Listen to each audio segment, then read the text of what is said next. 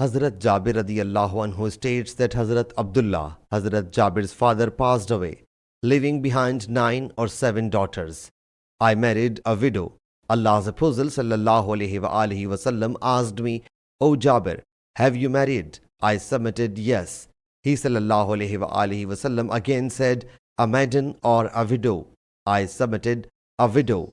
He sallallahu alaihi wasallam thereupon said, why do you not marry a maiden, so that you may play with her and she may play with you, or you may banter with her and she may banter with you? I submitted. Hazrat Abdullah radiyallahu anhu got martyred and he left behind 9 or 7 daughters, and I disliked it to marry and bring them a girl of their age. Rather, I wished to marry and bring a woman who might look after and reform them. He sallallahu alaihi wasallam said, may Allah Jalla Jalaluhu bless you. Or he sallallahu alaihi wasallam passed some other good remarks for me. Sahih Muslim Hadees number 3623.